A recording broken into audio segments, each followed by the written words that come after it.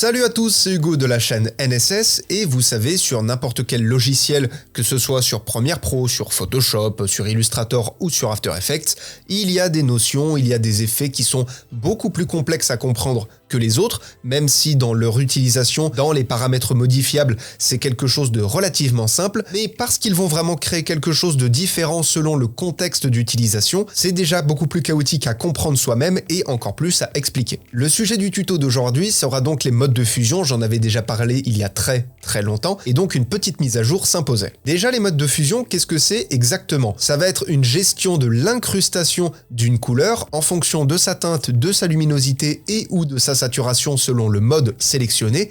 Et également, ça va marcher pour les teintes de luminance, donc du blanc au noir en passant par toutes les variations de gris. Et donc là où je vous dis que les modes de fusion sont un petit peu plus complexes parce qu'ils vont vraiment s'adapter selon le cas d'utilisation, c'est que si vous décidez d'appliquer tel mode de fusion avec tel plan, vous allez avoir un résultat X, sauf que si vous utilisez exactement le même mode de fusion sur un autre plan, vous allez avoir un résultat Y, bref, un tout autre résultat, puisque le plan n'est pas le même, et pour avoir un effet de mode de fusion, il faut trois choses, le mode de fusion et deux plans, tout du moins deux choses qui vont fusionner justement entre les deux, d'où le nom mode de fusion. Donc étant donné que les plans eux-mêmes vont faire partie de l'effet, forcément, si un plan est différent, l'effet le sera aussi.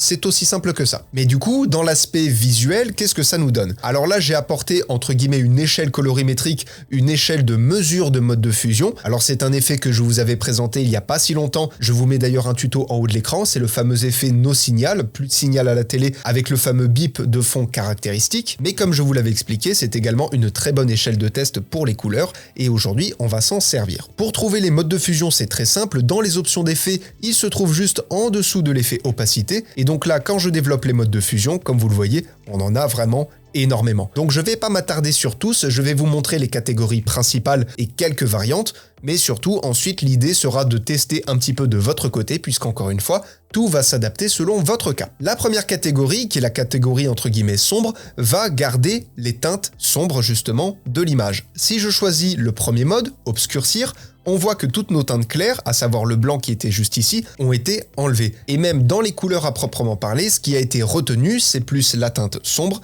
que la teinte claire. Ça, c'est la première catégorie, ça vous garde les teintes sombres. La deuxième catégorie va être l'inverse, éclaircir, ça va vous garder les teintes claires. Et là, comme vous le voyez, cette fois-ci, le blanc est revenu et le noir est parti. Et concernant nos couleurs, on a récupéré énormément de matière puisque la plupart des couleurs sont relativement claires, donc on a beaucoup de matière de la couleur qui est revenue et ça cache déjà beaucoup plus le rush de fond, et donc ça c'est les deux catégories principales, obscurcir et éclaircir, donc sombre et clair, et comme vous l'avez compris du coup pour les couleurs, c'est également ce qui va vous permettre de donner des teintes globales à l'image, ça va être d'appliquer un cache couleur d'une couleur unie sur votre plan et avec les modes de fusion de donner cette couleur à l'image. Personnellement, je suis pas fan du fait de donner une teinte unie à une image, mais c'est un effet qui est possible de créer. La troisième catégorie va être un type d'incrustation avec différents niveaux de luminosité, comme vous le voyez, vous avez lumière douce, lumière crue, lumière vive, etc. Si je prends le mode de fusion incrusté,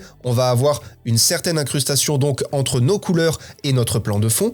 Et si je passe de incrusté à lumière douce, on va avoir cette même incrustation, on va avoir simplement un effet de transparence, un effet d'opacité, mais géré un petit peu différemment, avec des couleurs un petit peu moins contrastées par rapport à la lumière crue, où là pour le coup, on va avoir encore un autre résultat complètement différent. C'est relativement compliqué à expliquer puisque, bien évidemment, il y a plein de couleurs, selon les plans, ça va s'adapter, et parfois, entre l'un ou l'autre mode de fusion, vous allez avoir une différence qui est vraiment de l'ordre du détail, c'est vraiment un tout petit paramètre qui est modifié, mais ça permet de faire un autre mode de fusion, donc bien évidemment, je ne peux pas tout vous expliquer au point de vue technique, ce sera surtout aussi à vous de faire des tests. Et concernant les deux dernières catégories, la première, ça va être des incrustations faites à partir d'équations mathématiques, c'est pour ça qu'on voit différence, exclusion, soustraction et division. Donc par exemple, si je prends différence, on va avoir rapidement quelque chose qui s'apparente à un effet d'inversion comme je vous avais présenté déjà récemment. Et encore une fois, selon les couleurs, vous allez voir que vous avez énormément de possibilités. Vous n'avez pas juste des couleurs